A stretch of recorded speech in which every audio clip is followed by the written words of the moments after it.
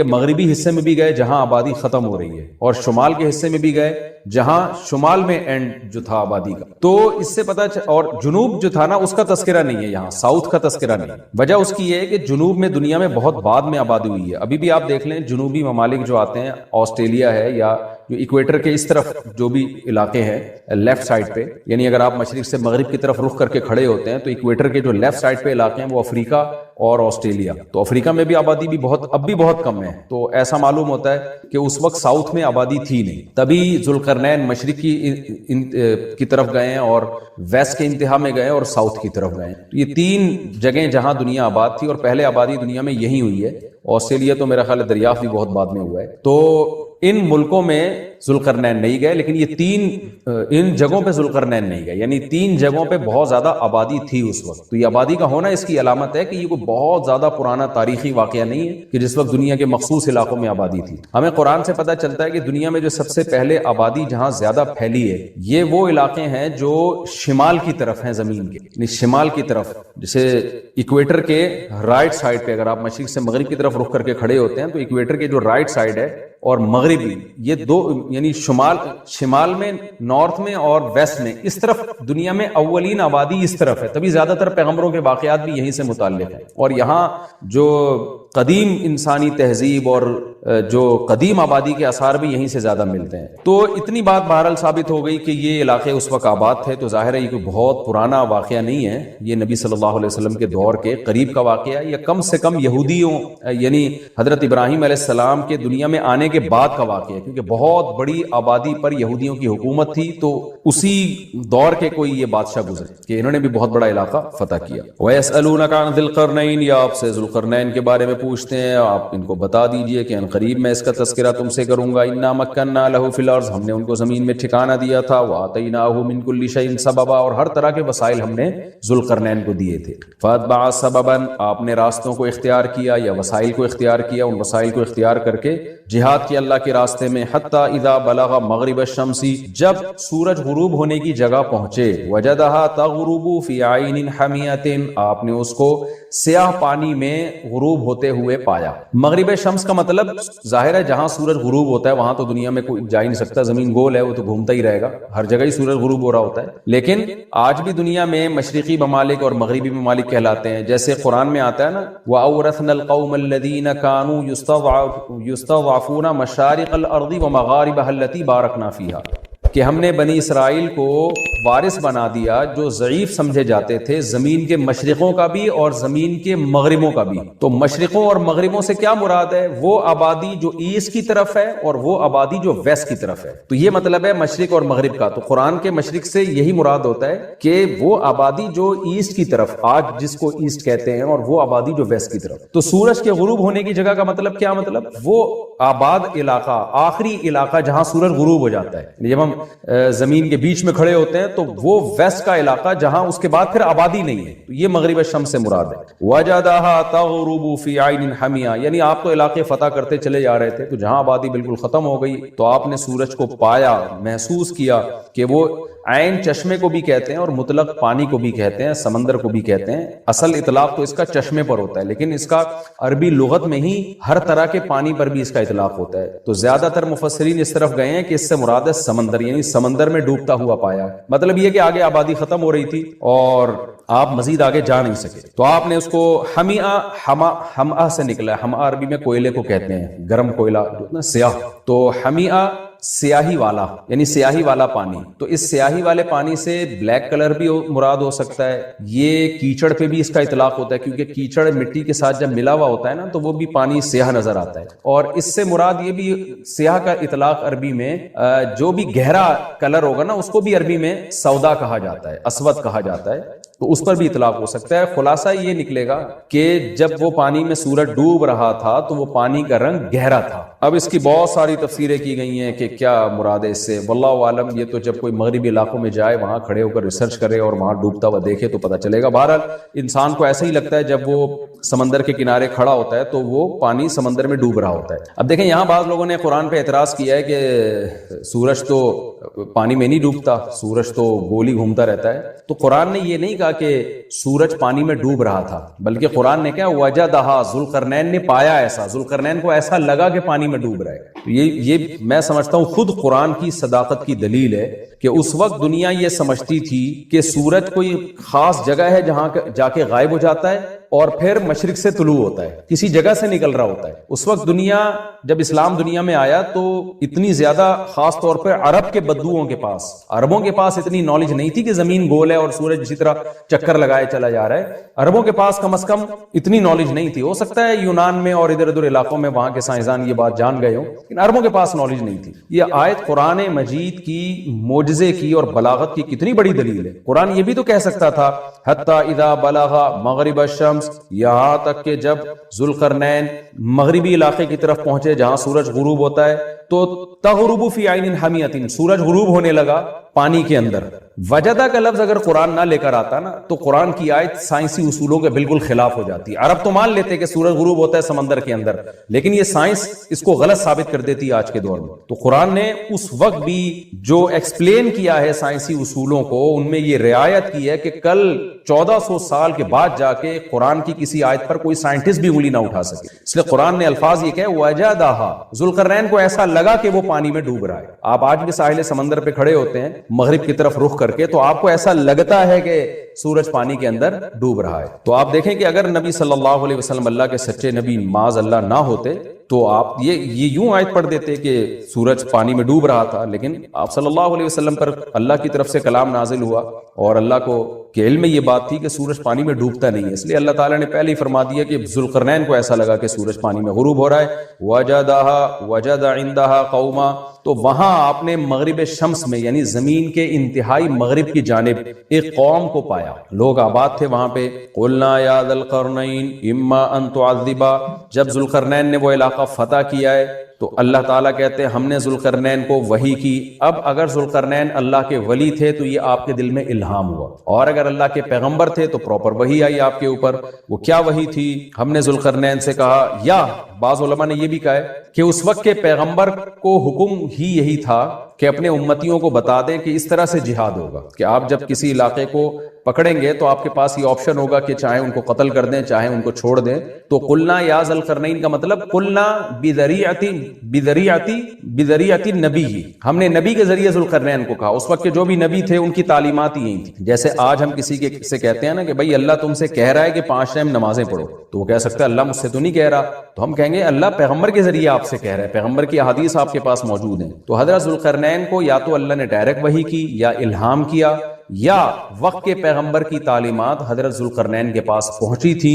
وہ تعلیمات یہی تھی کہ جو قوم آپ نے پکڑی ہے، جو گرفتار ہوئے ہیں جنگ کے ذریعے، جو علاقہ فتح ہوا ہے، ان کے ساتھ ان دو میں سے ایک معاملہ آپ کریں۔ وہ معاملہ کیا ہے؟ اما ان تعذبا، اے ذوالقرنین یا تو ان کو عذاب دے، و اما ان تتخذ فیہم حسنا، یا آپ کے پاس یہ بھی آپشن ہے کہ آپ ان میں کے ساتھ اچھا سلوک کریں، ان کو چھوڑ دیں۔ تو آپ کے پاس دونوں آپشن ہیں، جو چاہیں آپ کریں۔ قال اما من ظلم فسوف نعذبه، حضرت ذوالقرنین نے فرمایا جو ان میں ظالم ہوگا ہم اس کو سزا دیں گے۔ ثم يرد الى ربه، پھر وہ لوٹایا جائے گا اپنے رب کی طرف آخرت میں۔ فيعذبه عذابا نکرا، تو اللہ تعالیٰ بھی اس کو بہت سخت عذاب دے گا آخرت کے دن۔ وَأَمَّا مَنْ آمَنَ وَعَمِلَ صَالِحًا، اور ان میں جو ایمان لے آیا اور نیک اعمال کیے، فَلَهُ جَزَاءً الْحُسْنَى، اس کے لیے اچھا بدلہ ہے۔ وَسَنَقُولُ لَهُ مِنْ أَمْرِنَا يُسْرًا، اور ہم انقریب اس کے لیے اچھا معاملہ کریں گے، اس کو اور نوازیں گے ہم۔ دیکھیں دنیا میں جہاد جب بھی ہوتا ہے نا، چاہے یہودیوں نے کیا ہو، چاہے عیسائیوں نے کیا ہو، چاہے مسلمانوں نے کیا ہو، تو جہاد کی 2 قسمیں ہیں، ایک دفاعی جہاد کہلاتا ہے اور ایک اقدامی جہاد کہلاتا ہے۔ دفاعی جہاد کا مطلب یہ ہوتا ہے کہ کسی قوم نے آپ پہ حملہ کیا تو ظاہر ہے آپ نے دفاع کرنا ہے، جیسے تیسے ممکن ہو اپنا ڈیفینس کرنا ہے۔ اس جہاد کو ساری دنیا جائز سمجھتی ہے، آپ کا ذاتی حق سمجھتی ہے۔ ایک جہاد وہ ہوتا ہے جو اقدام کرنا۔ اقدام کا مطلب یہ ہوتا ہے کہ اللہ تعالیٰ نے پیغمبروں کو دنیا میں بھیجا، نوح علیہ السلام کو، صالح علیہ السلام کو۔ ان پیغمبروں کو حکم یہ تھا کہ آپ نے صرف دعوت دینی ہے، آپ نے تلوار نہیں اٹھانی، اس دعوت کے پیچھے تلوار نہیں ہے۔ تو جو ایمان لے آئے، نہیں لے کر آئے، اللہ اس کو خود نمٹے گا قیامت کے دن۔ جیسے نوح علیہ السلام 950 سال دعوت دیتے رہے، 40-50 لوگ ایمان لے کر آئے، باقیوں کو اللہ نے تباہ کر دیا۔ صالح علیہ السلام دعوت دیتے رہے، شعیب علیہ السلام دعوت دیتے رہے، اور ہود علیہ السلام دعوت دیتے رہے، ابراہیم علیہ السلام دعوت دیتے رہے، لوط علیہ السلام دعوت دیتے رہے۔ ان تمام پیغمبروں کی دعوت کے پیچھے تلوار نہیں تھی. حضرت موسیٰ علیہ السلام بھی دعوت دیتے رہے, اس کے پیچھے بھی تلوار نہیں تھی. لیکن جب فرعون تباہ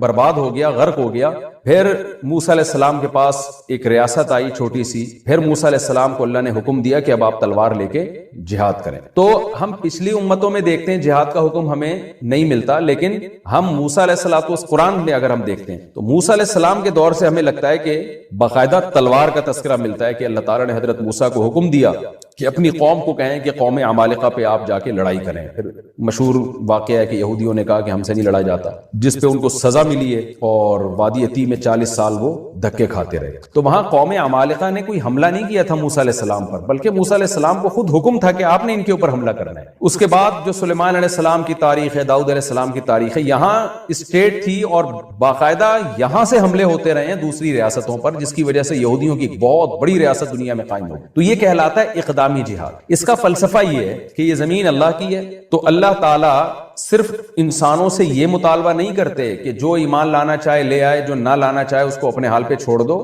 ٹھیک ہے, زبردستی کسی کو مسلمان نہیں بنایا جائے گا, لیکن زمین پر جو نظام چلے گا وہ اللہ کا چلے گا نظام. تو اس نظام کو قائم کرنے کے لیے تلوار اٹھانے کا حکم. تو یہ یہود میں بھی رہا ہے, عیسائیوں میں بھی رہا ہے. اب پچھلی امتوں میں کیوں نہیں تھا؟ وجہ اس کی بار بار میں بتاتا رہتا ہوں کہ اللہ تعالیٰ نے اس دنیا کو جوڑا ہے اسباب کے ساتھ. اگر ہم قرآن کا مطالعہ کرتے ہیں, پچھلی امتوں میں جو اقدامی جہاد نہیں رہا اس کی وجہ یہ تھی کہ اہل اسلام بہت کمزور تھے, وہ لڑ نہیں سکتے تھے. نوح علیہ السلام کے دور میں 40-50 لوگ مسلمان ہوئے ہیں, وہ ہزاروں کا مقابلہ نہیں کر سکتے تھے. لہذا ان کو حکم دیا گیا کہ بس آپ نے دعوت دینی ہے, دعوت دینی ہے. نوح علیہ السلام 950 سال دن میں بھی رات میں بھی پکارتے رہے. صالح علیہ السلام کے ساتھ بہت تھوڑے لوگ ایمان لائے, ہود علیہ السلام کے ساتھ بہت تھوڑے لوگ, لوط علیہ السلام کے ساتھ بہت تھوڑے لوگ, ابراہیم علیہ السلام کے ساتھ تو 2-4 کے علاوہ آپ کی 2 ازواج تھیں اور آپ کے بھانجے, ان کے علاوہ ہمیں نہیں پتا چلتا کہ کوئی اور شخص تیسرا بھی ایمان لے کر آیا. تو آپ نے ہجرت کر کے علاقہ ہی چھوڑ دیا. تو یوسف علیہ السلام کا بھی ایسا ہوا کہ جب مصر میں گئے ہیں تو بہت تھوڑی تعداد میں بنی اسرائیل تھے, وہ مصریوں سے لڑ نہیں سکتے تھے. لیکن جب موسیٰ علیہ السلام کے دور میں بنی اسرائیل کو نجات ملی ہے, اچھا پھر موسیٰ علیہ السلام کو بھی حکم نہیں تھا کہ فرعون کے خلاف تلوار اٹھائیں. ظاہر ہے گراؤنڈ ریئلٹی یہ کہہ رہی تھی کہ ایسا ہو نہیں سکتا کہ ایک قوم جو غلام بنی ہوئی ہے اور اس کے پاس اپنے ظلم سے بچنے کے لیے وسائل نہیں ہے, وہ ایک مضبوط ریاست کے خلاف خروج کیسے کر سکتی ہے. لہذا وہاں بھی اللہ نے اپنی طاقت اور قدرت سے فرعون کو تباہ و برباد کر دیا. اب جو بنی اسرائیل بچے نا, ظلم سے آزاد ہوئے, اب ان کے پاس ایک چھوٹی سی اسٹیٹ آ گئی. اب ان کو حکم ہوا کہ اب تم نے زمین پر اللہ کا نظام نافذ کرنا ہے. تو یہاں بہت سے لوگ اعتراض کرتے ہیں کہ بھئی یہ اسلام کس بات کا حکم دے رہا ہے, کہ یا قرآن کس بات کا حکم دے رہا ہے پیغمبروں کو کہ جی تلوار اٹھائیں اور زمین پر اللہ کے نظام کو نافذ کریں. اس کو خوب اچھی طرح سمجھیں کہ زمین پر کوئی بھی نظام جب نافذ ہوتا ہے نا, اس کے پیچھے تلوار ہی ہوتی ہے. چاہے جمہوری نظام ہو, چاہے وہ آمرانہ نظام ہو, جتنے بھی دنیا میں اس وقت بھی سسٹم چل رہے ہیں وہ سب تلوار کے زور سے ہی نافذ کیے گئے. تلوار کا مطلب زبردستی نافذ کیے گئے. اس میں ہر ایک سے اس کی رائے نہیں لی جاتی کہ آپ یہ چاہتے ہیں کہ نہیں چاہتے ہیں. مثال کے طور پر اس جمہوری نظام کو یہ آپ دیکھ لیں, اکثریت کے ساتھ اگر کوئی جیتتا ہے تو جو اس کے حزب اختلاف میں لوگ ہوتے ہیں وہ جیتنے والے کو وزیر اعظم مانے یا نہ مانے, سسٹم کہتا ہے کہ آپ کو ماننا پڑے گا. تو یہ بھی تو تلوار ہی ہے نا. تو تلوار کے پیچھے 2 چیزیں ہونی چاہیے. اگر وہ تلوار غلط نظام کو دنیا میں نافذ کرنے کے لیے چلائی جا رہی ہے تو وہ غلط ہوگی, اگر وہ صحیح بات کے لیے چلائی جا رہی ہے تو وہ تلوار ٹھیک ہوگی. تو بحث یہ نہیں ہے کہ تلوار کی زور سے اللہ تعالیٰ نے اپنے ادیان کو, چاہے وہ یہودیت ہو, عیسائیت ہو, اسلام ہو, تلوار کی طاقت سے دنیا میں غالب کیا ہے یا لوگوں کے مشورے سے غالب کیا ہے. اصل چیز یہ ہے کہ غالب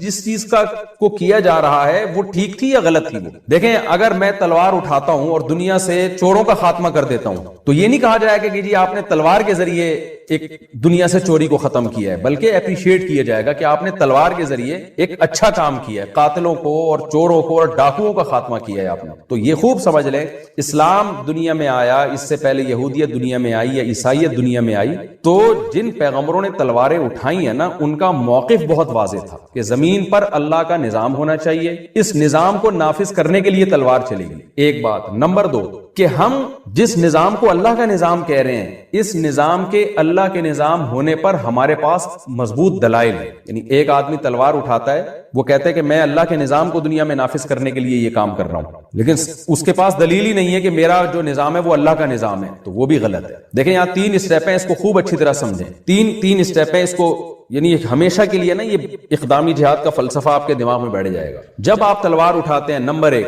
آپ جس سسٹم کو دنیا میں غالب کرنے کی بات کر رہے ہوتے ہیں نا تلوار کی طاقت سے، پہلی بات وہ سسٹم ٹھیک ہونا چاہیے. ایک بات، غلط چیز کو دنیا میں آپ تلوار کے ذریعے نافذ نہیں کر سکتے. نمبر دو، اس کے ٹھیک ہونے پر آپ کے پاس مضبوط دلائل ہو، 2 اور 2 4 کی طرح آپ کے پاس دلائل ہو کہ یہ جو میں چیز دنیا میں نافذ کر رہا ہوں یہ ٹھیک ہے. جیسے کوئی کرپشن کے خلاف جہاد کرتا ہے تو ساری دنیا مانتی ہے کہ کرپشن غلط ہے، تو یعنی یہ اتنا واضح آپ کا دعویٰ ہونا چاہیے. تیسری چیز، آپ کے پاس اسباب اور وسائل بھی ہوں کہ اسباب اور وسائل کی دنیا میں آپ فتح بھی حاصل کر سکتے ہوں. تو 3 شرطیں کسی تحریک میں، کسی نظام میں پائی جائیں گی تو شرعن بھی اور عقلاً بھی ان کو اجازت ہوگی کہ وہ تلوار اٹھائیں اور اپنے نظام کو دنیا پہ نافذ کر دیں. اور یہ 3 شرطوں میں سے ایک شرط بھی اگر نہیں پائی جاتی تو پھر کسی تحریک کو یا کسی بھی شخص کو اجازت نہیں. مثال کے طور پر اب میں ایسی مثالیں دیتا ہوں جس سے یہ جو میں نے 3 شرطیں بیان کی ہیں نا، یہ شرطیں اچھی طرح سمجھ میں آئیں گی. ایک آدمی تلوار اٹھاتا ہے، ایک تحریک چلاتا ہے. جیسے ہٹلر نے تلوار اٹھائی تھی، وہ بھی اقدامی لڑائی کر رہا تھا. اس نے تلوار اٹھائی کہ جی میں پوری دنیا میں کا کنٹرول اپنے ہاتھ میں لینا چاہتا ہوں. لیکن تلوار اس نے اٹھائی اس بیس پہ وہ چاہتا تھا کہ جرمن کو پوری دنیا کا حاکم بنا دے. اس سے جب پوچھا گیا کہ بھئی آپ جرمن قوم کو پوری دنیا کا حاکم کیوں بنانا چاہتے ہیں، اس نے دلیل دی کہ جرمن قوم دنیا کا بہترین دماغ رکھتی ہے اور دنیا کا لیڈر بننے کی سب سے بڑی جرمن قوم میں صلاحیت ہے. یہ دلیل بھی غلط تھی، اور جس چیز کو دنیا میں، جس ہدف کو لے کے وہ دنیا میں اس نے تلوار چلائی، وہ ہدف بھی غلط تھا. ایک شرط ہو سکتا ہے پائی جاتی ہو، اس نے کہا ہوگا کہ میرے پاس اتنے وسائل ہیں، اتنی طاقت ہے، اتنا اسلحہ ہے، ایسی منظم فوج ہے کہ میں دنیا پہ غلبہ پا سکتا ہوں. اس میں 2 رائے ہو سکتی ہیں کہ ہٹلر کے پاس اتنی مضبوط فوج تھی یا نہیں تھی. ہم مان لیتے ہیں کہ جی اس کے پاس اتنی مضبوط آرمی تھی، اتنے وسائل تھے کہ وہ دنیا میں غلبہ حاصل کر سکتا تھا. لیکن پچھلی 2 شرطیں یہاں مفقود ہو رہی ہیں کہ آپ جس چیز کو دنیا میں نافذ کر رہے ہو اس کی آپ کے پاس برحق ہونے کی کیا دلیل؟ آپ یہ تو قوم کی جنگ ہے، آپ ایک قوم کو دنیا کا امام بنانا چاہتے ہو. تو دنیا میں جتنی بھی غیر مسلموں کی جنگیں ہوتی رہی ہیں، یا تو یعنی ان میں 2 شرطیں لازمی مفقود ہیں. نہ ان کے پاس کوئی ہدف ہوتا ہے صحیح، ہدف کیا ہوتا ہے دنیا کے وسائل پہ قبضہ کرنا، اور نہ اس ہدف کے صحیح ہونے کی ان کے پاس کوئی واضح دلیل ہوتی. جبکہ اسلامی جنگیں یا یہود و نصارہ کی جو جنگیں رہی ہیں، ان جنگوں کے پیچھے دعویٰ بھی درست ہوتا ہے اور ان کے پاس اس دعوے کے درست ہونے کی دلیل بھی بہت واضح ہوتی ہے.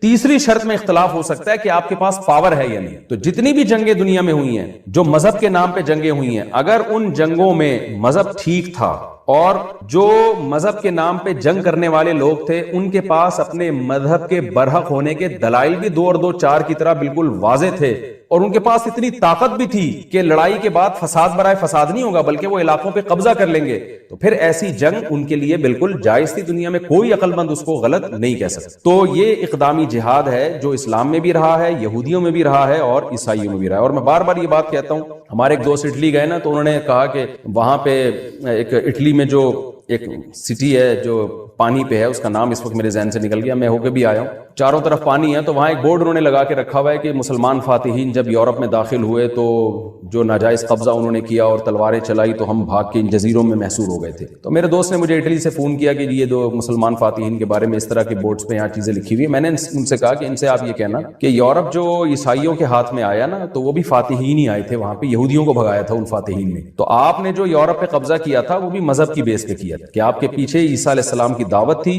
اور آپ کا یہ ہدف تھا کہ حضرت عیسیٰ برحق نبی ہیں اور جو نبی برحق ہوتا ہے اسی کی تعلیمات کو دنیا میں ہم نے غالب کرنا ہے. تو آپ کے مقابلے میں یہودی کھڑے ہوئے، آپ نے یہودیوں سے علاقے چھین کے ان پہ قبضہ کیا.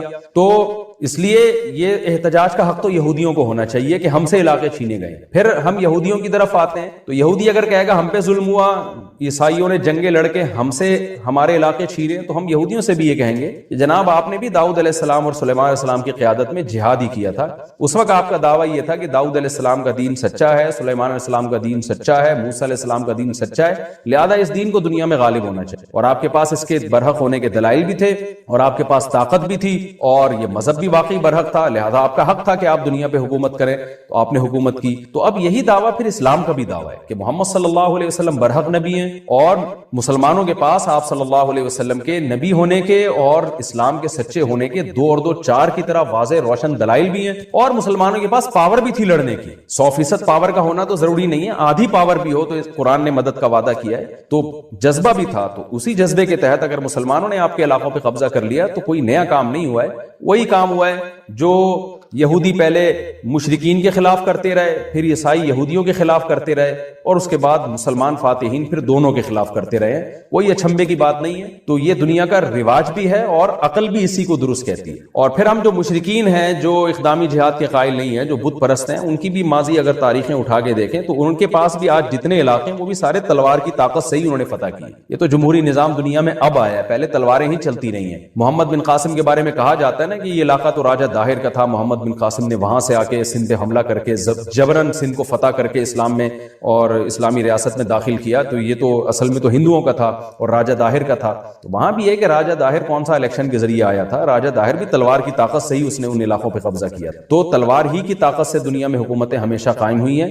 یہ تو ایک دفعہ جب قائم ہو گئیں تو بڑی جنگوں سے روکنے کے لیے پھر آپس میں ان کے ایگریمنٹ ہوئے کہ ہم ایک دوسرے کے خلاف لڑیں گے نہیں۔ تو یہ میں نے پوری جو لمبی چوڑی تقریر کی ہے نا آپ کے سامنے، یہ اسلام کے اقدامی جہاد کو سمجھانے کے لیے۔ تو مسلمان فاتحین جو اللہ کے نیک بندے ہیں یہ ہمیشہ سے رہے ہیں، جن میں ایک ذوالقرنین ہے۔ تو اللہ نے حضرت ذوالقرنین کا واقعہ یہ سمجھانے کے لیے بھی بیان کیا ہے کہ الذین آمنوا یقاتلون فی سبیل اللہ والذین کفروا یقاتلون فی سبیل الطاغوت۔ دنیا میں ہمیشہ تلوار چلی ہے، چلی کس کام کے لیے؟ جو ایمان والے ہیں انہوں نے قوم پرستی کے لیے، وسائل پہ قبضہ کرنے کے لیے تلوار نہیں چلائی، بلکہ اللہ کے نظام کو دنیا میں غالب کرنے کے لیے چلائی۔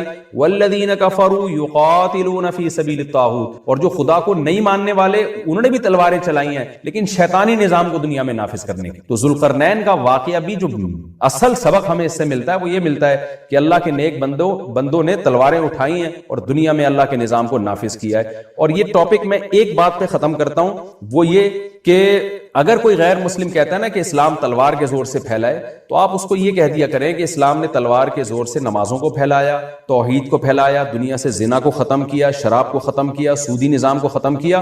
تم نے جو تلوار چلائی ہے، تم نے دنیا کو زنا سے بھر دیا، تم نے دنیا میں شراب کو عام کر دیا، تم نے ماں باپ کے لیے اولڈ ہاؤس بنا کے اولڈ ہاؤس میں جمع کرنے کے کلچر کو پروموٹ کیا۔ تو تلوار دنیا میں ہر جگہ چلی ہے۔ مسلمان کی تلوار سے رشتہ داری جوڑنے کا نظام پیدا ہوا اور پاک دامنی کا نظام پیدا ہوا، ایک خدا کی عبادت پہ لوگ آئے، اور کفر کی تلوار سے دنیا میں بے غیرتی اور بے حیائی پھیلی ہے، جو آج ساری دنیا اپنی آنکھوں سے دیکھ رہی ہے، خودکشیاں پھیلی ہیں۔ تو تلوار تو دونوں نے چلائی ہے لیکن تلوار سے نافذ کیا گیا ہے، اس کو دیکھنا پڑے گا۔ تو یہ حضرت ذوالقرنین کے واقعے سے بھی ہمیں سبق ملتا ہے کہ آپ نے بھی تلوار، تو دنیا میں سارے فاتحین تلوار ہی چلاتے رہے ہیں۔ قال اما من ظلم فسوف نعذبه ثم يرد الى ربه۔ اللہ تعالیٰ فرماتے ہیں کہ جب ذوالقرنین نے علاقہ فتح کیا تو ہم نے ذوالقرنین سے کیا کہا؟ اما ان تعذب، آپ کو اختیار ہے، آپ چاہیں تو ان کو عذاب دیں۔ کیا مطلب؟ قتل کر دیں ان کو۔ میدان جنگ میں پکڑے گئے ہیں، لڑائی کے بعد پکڑے گئے ہیں، تو آپ کو یہ حق ہے قتل کر دیں۔ واما ان تتخذ فیہم حسنا، یہ بھی آپ کے پاس حق ہے، اس زمانے کی شریعت میں ایسا ہی ہوگا کہ آپ ان پر احسان کر کے ان کو چھوڑ دیں۔ تو آپ کو اللہ نے دونوں اختیار دیے، اس زمانے کی شریعت میں ایسا ہی تھا۔ قال اما من ظلم، حضرت ذوالقرنین کی اللہ تعریف کر رہا ہے کہ ذوالقرنین نے فیصلہ یہ کیا کہ نہ تو میں سب کو چھوڑوں گا نہ میں سب کو قتل کروں گا، میں کیا کروں گا؟ من ظلم، جو ظلم کرے گا، فسوف نعذبه، عن قریب اس کو میں سزا دوں گا۔ یہاں ظلم سے مراد ہے کفر پہ باقی رہے گا، جو کفر پہ باقی رہے گا، شرک کرتا رہے گا، برائیوں میں پڑا رہے گا، تو اس کو میں عذاب دوں گا۔ بظاہر ایسا لگتا ہے عذاب سے مراد قتل کرنا۔ ثم يرد الى ربه، پھر وہ اپنے رب کی طرف لوٹایا جائے گا۔ فيعذبه عذابا نکرا، اللہ پھر اس کو اس سے بھی بڑا عذاب دے گا۔ دنیا میں تو یہ عذاب ملے گا، آخرت میں اس سے بھی بڑا عذاب ہوگا۔ اس سے پتہ چلتا ہے کہ پچھلی امتوں میں شاید جزیے کا رواج نہیں تھا۔ یہ تو اسلام نے احسان کیا کہ تلوار سے آپ نے کسی کو مسلمان نہیں کرنا، بلکہ ہماری شریعت میں حکم یہ ہے اللہ کا، اب تو اقدامی جہاد ہی ختم ہو گیا کیونکہ مسلمانوں کے پاس طاقت ہی نہیں، اپنے ملکوں کو بچانا مسلمانوں کے لیے مشکل ہو گیا ہے۔ لیکن پچھلی امتوں میں جب پچھلے جو مسلمانوں کے ماضی میں جب جہاد ہوا ہے تو ہماری شریعت نے ہمیں، قرآن میں بھی ہے یہ حکم اور احادیث میں تو بہت ہی واضح ہے کہ کسی بھی علاقے کو جب فتح کیا جائے گا تو تلوار کے زور سے کسی کو مسلمان نہیں بنایا جائے گا، بلکہ ان کو پہلے دعوت دی جائے گی۔ اگر وہ اسلام قبول کر لیتے ہیں تو ان کو چھوڑ دیا جائے گا، اگر اسلام قبول نہیں کرتے تو تلوار چلے گی، اور تلوار کے بعد پھر ان پہ جزیے کو نافذ کیا جائے گا، ان کے جان اور مال کا تحفظ کیا جائے گا، اور ان کی عبادت گاہوں کو بھی باقی رکھا جائے گا اور ان سے ایک مخصوص قسم کا ٹیکس لیا جائے گا ہر سال، جو بہت تھوڑا ہے. ہم فقہ کی کتابیں جب پڑھاتے ہیں طلبہ کو تو اس میں اس پوری جو جزیہ کی مقدار کتنی ہوگی، مالدار پہ مالدار کتنا جزیہ دے گا، ایک متوسط درجے کا غیر مسلم کتنا جزیہ دے گا اور غریب کتنا دے گا، یہ پوری ڈیٹیل فقہ کی کتابوں میں فقہاء نے قرآن و حدیث سے نکال کے لکھی ہوئی ہے. لیکن یہاں اس کا موقع نہیں ہے، لیکن وہ بہت تھوڑی ہے اور وہ قسطوں میں لی جاتی ہے، بہت تھوڑی، اور اس کے بدلے میں جو ان کو بینیفٹس ملتے ہیں بہت زیادہ ملتے ہیں کہ ان کو پوری آزادی مل جاتی ہے. پھر تو ایسے غیر مسلموں کو ذمی کہا جاتا ہے. تو اسلام نے تو بہت زیادہ یعنی غیر مسلموں کے ساتھ رواداری والا معاملہ کیا ہے. یہ رواداری والا معاملہ اسلام سے پہلے یہود و نصارہ میں نہیں تھا، یعنی ان کی شریعت سخت تھی اس معاملے میں. ہماری شریعت نے بہت ہمیں چھوٹ دی ہے کہ آپ غیر مسلم کو قتل نہیں کر سکتے اس بیس پہ کہ وہ کلمہ نہیں پڑھتا. لیکن آپ دیکھیں ذوالقرنین کو اللہ نے اجازت دے دی کہ چاہو تو بھائی سب کو قتل کر دو. ذوالقرنین نے کہا جو ظلم سے بچ جائے گا، یعنی شریعت کو فالو کرے گا، میں اس کے ساتھ اچھا سلوک کروں گا، جو نہیں کرے گا میں اس کو سزا دوں گا. تو اس شریعت میں اجازت تھی، ہماری شریعت میں نہیں ہے. لیکن ہماری شریعت میں بھی یہ محدود وقت کے لیے، جب حضرت عیسیٰ ابن مریم علیہ الصلوۃ والسلام نازل ہوں گے تو صحیح احادیث سے پتہ چلتا ہے وَيَضَعُ الْجِزْيَةَ، حضرت عیسیٰ کے دور میں جزیہ ختم ہو جائے گا. اما الاسلام و اما السیف، یا تو تلوار ہوگی یا اسلام ہوگا. یعنی حضرت عیسیٰ جب نازل ہوں گے تو وہاں بالکل یہی حکم ہوگا جو ذوالقرنین کو اللہ نے حکم دیا تھا. بلکہ ذوالقرنین کو تو اجازت دی تھی کہ آپ چاہیں تو ان کو چھوڑ دیں، چاہیں تو سزا دیں، لیکن عیسیٰ ابن مریم کو اجازت نہیں ہوگی. وہاں یہی ہوگا کہ اللہ کی حجت بندوں پر اتنی تمام ہو چکی ہے کہ حضرت عیسیٰ علیہ السلام کو حکم ہوگا کہ اس وقت جو مجاہدین ہیں، جو اسلام قبول کرے گا تو بچے گا، نہیں کرے گا تو اس کو قتل کیا جائے گا. لیکن خوب سمجھ لیں آج یہ حکم نہیں ہے، ہمیں اجازت نہیں ہے کہ ہم آج کسی غیر مسلم کو قتل کر لیں، قطعاً اس کی اجازت نہیں ہے. تو یہ دو مسئلے میں ایک بتا دوں، ایک تو حضرت عیسیٰ کا، اور ایک مسئلہ ہے کہ عرب میں اگر کوئی غیر مسلم ہے جب اس کے خلاف جہاد ہوگا تو کیا ہوگا.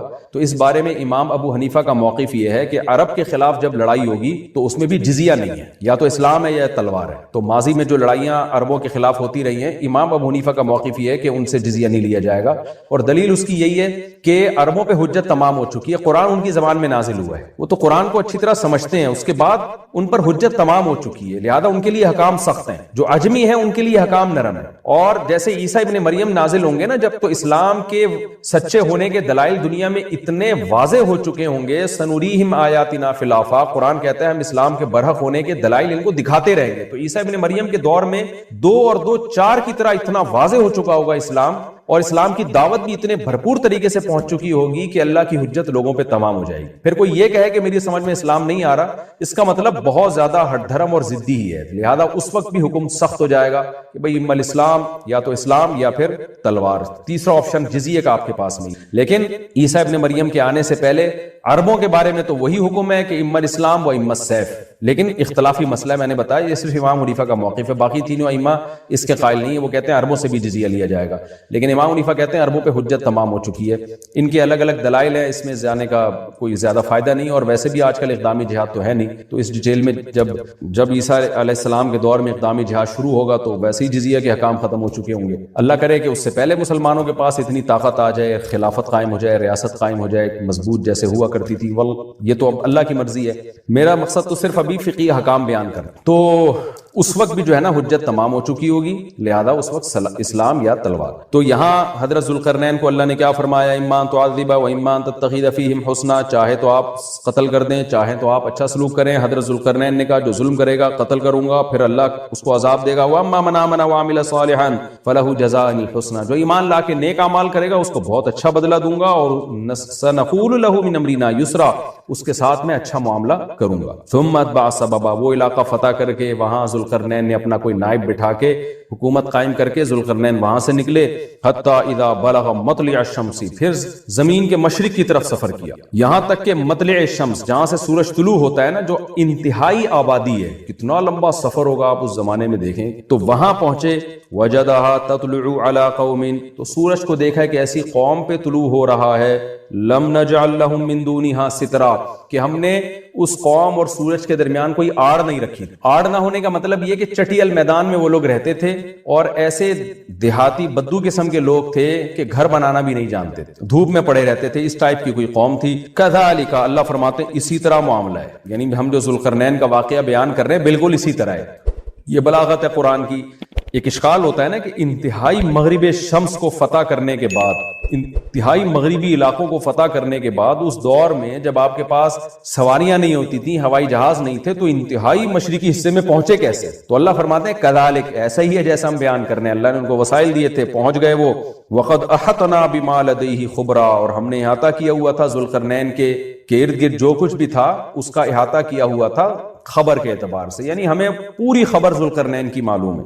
ثم اتبع سببا، اس کے بعد پھر آپ نے راستے کو فالو کیا، حتی اذا بلغ بین السدین۔ اب یہاں قرآن بیان نہیں کر رہا کہ کس سمت میں گئے، لیکن جمہور مفسرین اسی طرف ہے کہ اس سے مراد ہے شمال کی سمت۔ یہ مضمون چل رہا تھا کہ حضرت ذوالقرنین انتہائی مشرقی حصے کی طرف پہنچے زمین کے، وہ علاقے فتح کرنے کے بعد پھر حضرت ذوالقرنین نے زیادہ تر مفسرین کی رائے کے مطابق شمال کا رخ کی۔ قرآن میں نہیں ہے کہ نارتھ کی طرف گئے یا ساؤتھ کی طرف گئے، لیکن کچھ چیزیں بدیہی ہوتی ہیں۔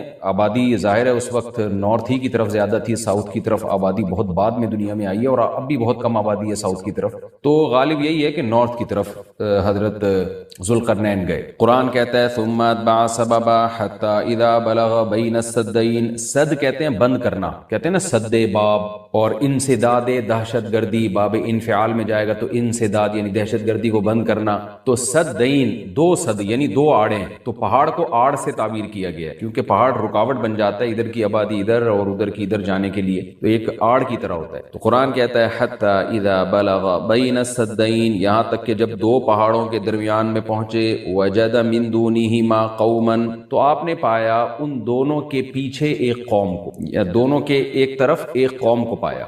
لا یکادون یفقہون قولا، ایسی قوم تھی لا یکادون یفقہون قولا، کہ بات سمجھنے کی صلاحیت ہی نہیں تھی اس کے اندر۔ دیکھیں حضرت ذوالقرنین جب مشرق کی طرف گئے تو زبان تو وہاں بھی نہیں آتی ہوگی، وہ الگ زبان ہوگی۔ جب سورج کے مغرب کی طرف گئے زمین کے دوسرے کنارے کی طرف، تو ان کی زبان بھی ذوالقرنین کی زبان سے میچ نہیں کرتی ہوگی، وہاں بھی ترجمان کی ضرورت پڑی ہوگی، لیکن وہاں قرآن نے یہ نہیں کہا کہ وہ بات سمجھتے ہی نہیں تھے۔ لیکن جب نارتھ کی طرف گئے ہیں تو قرآن کہہ رہے ایسی قوم دیکھی پہاڑوں کے پیچھے جو کچھ سمجھنے کی اس میں گویا صلاحیت ہی نہیں تھی، لا یکادون، ان میں کھوپڑی نہیں تھی ان کی، اس لیے زیادہ تر مفسرین اس طرف گئے کہ یہ کوئی وحشی قوم تھی۔ کوئی وحشی قوم ہوتی ہے نا جنگلوں میں جو رہنے والے، جیسے میں نے ایک ولاگ بنایا تھا، مسائی قوم ایک جنگل میں رہتی ہے، تو جنگلی قسم کی قوم تھی، کوئی ہو سکتا ہے پتے وتے جسموں پہ ڈھانپتے ہوں اور بالکل درندوں کی طرح جانوروں کی طرح رہتے ہو، تو اس ٹائپ کی قوم تھی کہ اوپر کھوپڑی ان کی خالی تھی، بات سمجھنے کی صلاحیت نہیں تھی ان میں۔ قالوا یا ذا القرنین، وہ ذوالقرنین سے آ کے کہنے لگے ان یاجوج و ماجوج مفسدون فی الارض، کیا ذوالقرنین آپ اللہ کے نیک بزرگ ہیں، آپ آئے ہیں اللہ اللہ سکھا رہے ہیں لوگوں کو، دین کی دعوت دے رہے ہیں، توحید کی دعوت دے رہے ہیں، تو ایک کام ہمارا کر دیں کہ ایک قوم ہے یاجوج اور ماجوج جس نے زمین میں فساد مچا کے رکھا ہو۔ اب سوال یہ پیدا ہوتا ہے کہ جب اس قوم میں کچھ سمجھنے کی صلاحیت ہی نہیں تھی تو ان کو یہ کیسے پتا چل گیا کہ یہ ذوالقرنین اللہ کے نیک بندے ہیں، اور پھر ان سے بات چیت بھی ہوئی، اور ذوالقرنین نے ان کو آگے یہ بھی بتایا کہ میں دونوں پہاڑوں کے درمیان سیسا پلائی ہوئی دیوار بنا کے ان پہاڑوں کو بند کر دوں گا، اس میں میرے ساتھ یہ تعاون کرو، تو یہ سب کانورزیشن ہوئی کیسے؟ تو اس کا جواب آسان ہے، ظاہر ہے جتنی بھی بیوقوف قوم ہو کسی نہ کسی طریقے سے، اشاروں سے، ترجمان سے، مختلف طریقوں سے اس کو تھے تو بہرحال انسان نا، کوئی گدے گھوڑے یا کوئی بندر تو نہیں تھے انسان۔ تو قرآن کا منشا صرف یہ ہے کہ ان کے ساتھ ذوالقرنین کو سمجھنے اور سمجھانے میں بہت زیادہ پریشانی ہوئی، تو مقصد صرف یہ بتانا ہے کہ بہت ہی کوئی بیوقوف قسم کی قوم تھی۔ تو باقی قرآن پھر جو واقعے کی تکمیل کے لیے پھر بیچ میں بہت ساری چیزوں کو حذف کر دیتا ہے جو غیر ضروری ہوتی ہیں۔ اب عقل مند یہ بات سمجھ جائے گا کہ ذوالقرنین اور ان کے درمیان جو بات چیت ہوئی اس میں حضرت ذوالقرنین کو بہت زیادہ مشکلات پیش آئیں، ان کی بات کو سمجھنے میں بھی اور سمجھانے میں بھی۔ تو آگے پھر قرآن جو ہے نا کہ جو ان کا جو بڑا مقصد تھا وہ بہرحال حاصل ہو گیا، وہ اشاروں سے ہوا ہو، وہ کوئی ترجمان کے ذریعے ہوا ہو، یا کسی بھی طرح سے ہوا ہو، تو ذوالقرنین نے بھی، حضرت ذوالقرنین نے بھی کوئی حل نکالا ہوگا نا کہ